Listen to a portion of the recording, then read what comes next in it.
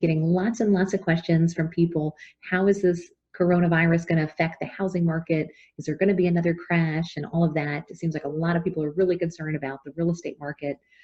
Also hearing a lot of feedback from agents that they're talking to buyers that say they're going to wait because they think there's going to be a big market crash, or maybe houses are going to go for less money. So we're hearing that so often. So I really, really wanted to address that and go over some stuff that we're implementing in our company here. I'm also a real estate coach, so I do work with agents from all over the country to kind of talk about these kind of issues when they come up, and just wanted to share with you what we've come up with in our team. So let me kind of show you some examples of how we've been handling this. So like I said, there's tons and tons of articles out there. Everyone is so afraid that, as the recession fears, what's going to happen. So we've done tons of research on trying to find out, what is expected to happen. Just because there was a stock market crash for a week or two, we're already starting to see today the market has gone back up. The stocks that my husband and I invested to over the last 2 weeks have definitely already made a return.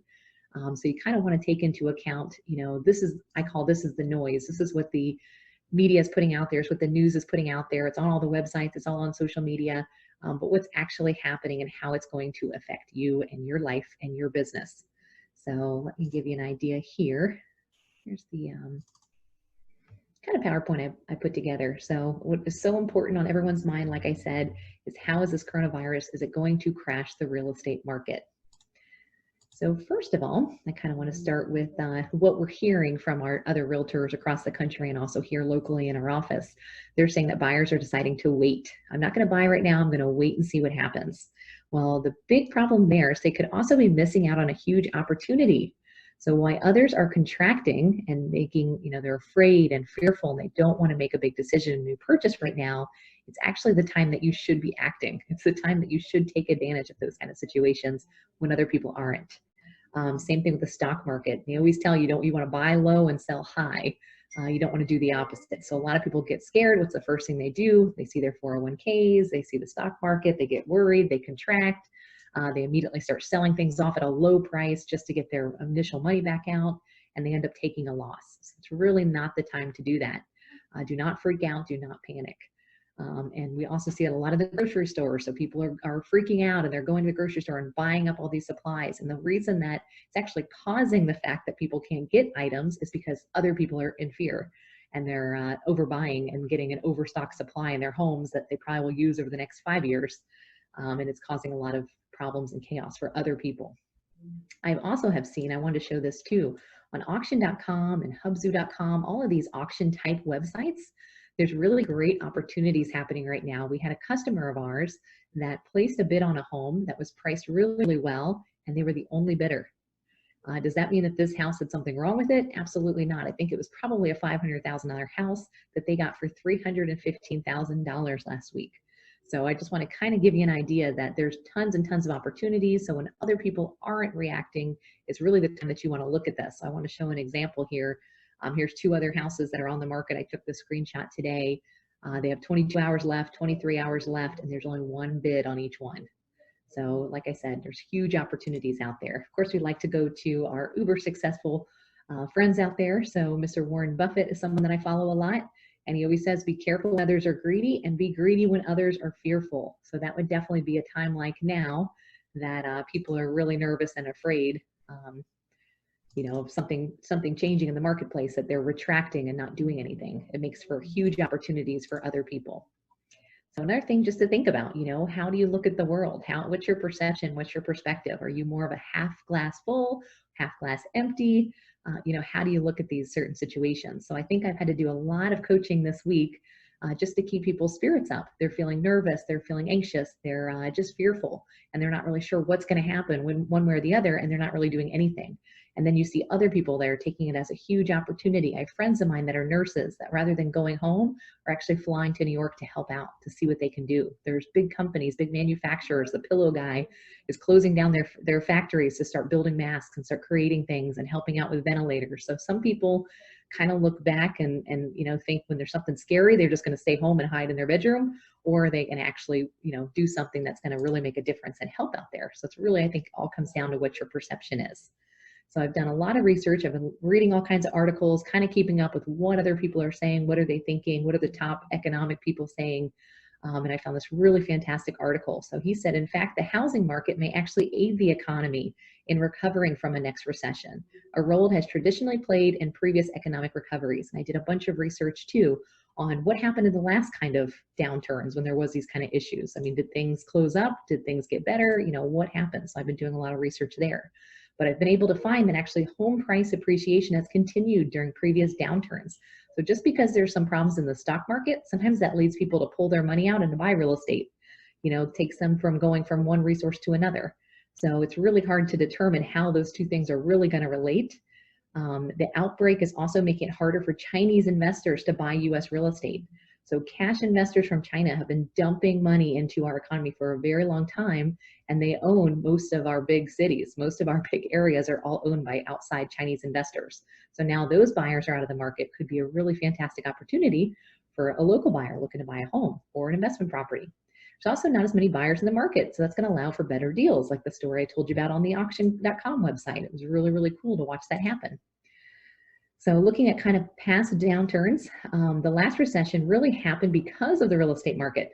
So it wasn't the other way around. Instead of us looking at, you know, because of certain situations affecting the real estate market, it actually, the real estate market is what we want to keep really strong because that does make a difference on our entire economy. So one way that you can do that as a homeowner is make sure you're paying your mortgage. I've heard a lot of people saying, oh, well, they're allowing us a deferment so that we don't have to pay it. Well, know that you still have to make that payment later. So you don't want all of a sudden to get a big bill that says, oh, by the way, you owe us $20,000 in your last 8 months of non-payment. So you really don't want to put yourself in that situation either. If you're able to make your payment, because I think that's going to be the biggest deterrent of what's going to happen with our real estate market.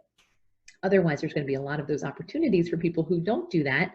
Not to say that's the majority. I still think that's going to be the exception, not the rule. Some people aren't going to pay, and then they eventually might be losing their homes 8 months from now. But I don't think that's going to affect us as a whole. Some causes from last time, they were largely driven by mortgage lending and homeowners being over leveraged. So there's been a lot of things that have been put into place to protect us since our last market crash we had about 12 years ago, so that they're not lending money to people that can't afford it. They actually in the past weren't even requiring any documentation of income. So someone could say, oh, I make $300,000 a year and I can afford $1 million home, when obviously that wasn't the case. They weren't able to do that. So some things have been put into place so that that can't happen again. Same thing with appraisers. There's a lot of things that had to be put into place because how were the appraisals up that high when they really didn't make sense for them to be that high? And mortgagors were basically over leveraging. So they were pulling money out of the house, or they basically ended up where they had no home equity at all. They got zero down payments, or they were able to take the money back out of the house. So they actually didn't own anything of the property. So it made it much easier for those people to walk away. So we've put all kinds of things in place in the mortgage industry to really help prevent that from happening like before. And I'd like to think we have learned from our mistakes in the past. And I know a lot of those mortgage products are not even available anymore. But also starting to look at things as a new opportunity. So those of you out there who are realtors, obviously I'm in the real estate market, so a lot of my friends online are going to be realtors. Look at this as a new opportunity for buyers and for sellers. I kind of feel like this is going to be the new way that we do business all around. If we can virtually meet buyers, virtually meet sellers, you know, we might be able to meet 10 to 20 people in one day, where before maybe it's one or two because it takes so much time to show houses and to do all those things we have to do in the car and all the time that takes. This might be a huge new opportunity and change the way we do business forever. I think there's a lot of different industries like that. My husband had a sleep study done and they did it through telemedicine. So he sat there with the doctor. We never had to leave the house. We never had to sit in the waiting room. We didn't have to, you know, take up half of our day on an appointment. We literally met the lady, talked to her through the computer for 20 minutes and got the script, was able to move forward. So it's really a cool opportunity. And I think it's going to change for a lot of industries. So you can actually have someone through Zoom. So we're doing a ton of these trainings right now. I probably have 10 to 15 Zoom calls scheduled per week. It's how I'm meeting my coaching students all over the country. It's how I've been talking to my team locally here in Bradenton, Florida. And it's also how I've been talking to other agents all across the country. So now is really the time to, you know, communicate more, not communicate less. So we're honestly doing back-to-back Zoom calls all day, every day. So our schedules have been really, really busy, but it's opening up communication outside of my local area. So it's been really beneficial for us.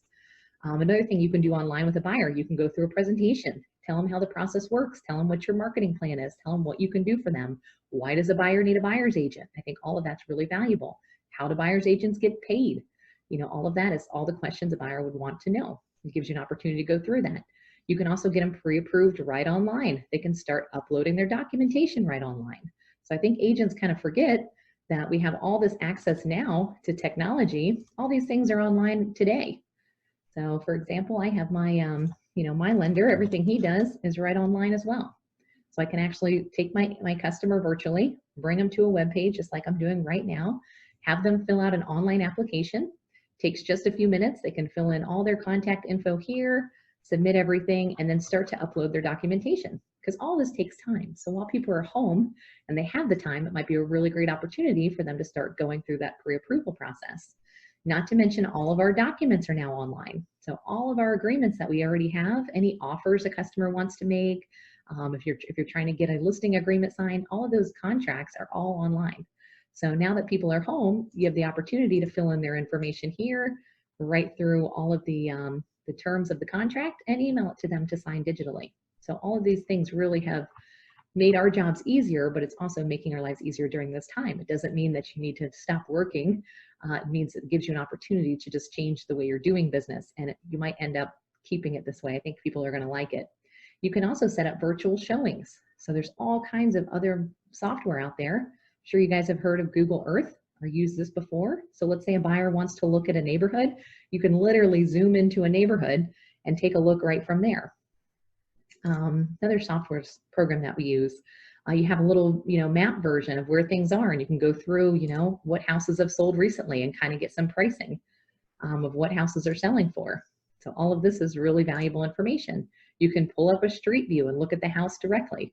So all of these tools, I think we just forget about and we don't take full advantage of. But you could be on the phone or on your computer with a client and walk them through street by street and show them what these things look like and what homes have sold for and in what areas.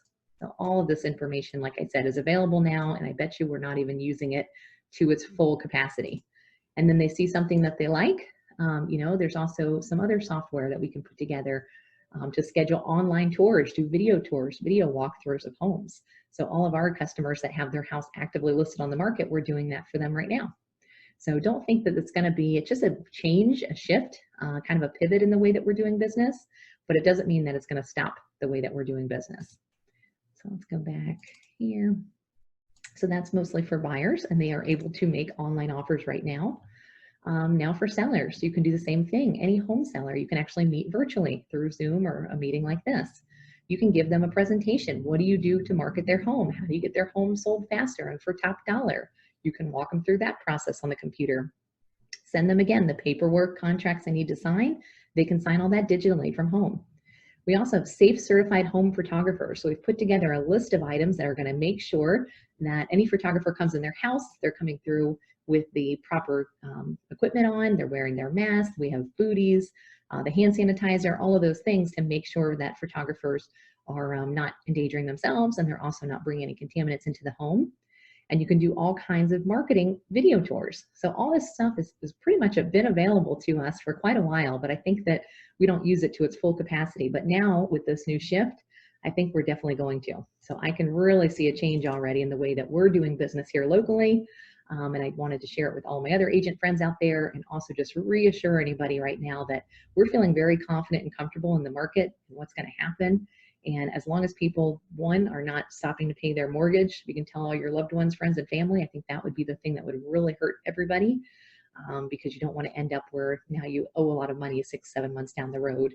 So just hang in there, have confidence, stay strong. And like I said, you just want to make sure that you're looking at things from a positive perspective, looking at things with the glass half full versus empty. Thanks so much, guys. Stay safe out there. Thank you so much for watching. I hope you got tons and tons of value from that. So we're creating new videos every single day with real estate information and really relevant content that we know is going to help you in your real estate business. So please make sure to subscribe below, and also click the bell button so that you're notified every single time that we have a new video that we share. Thanks, guys.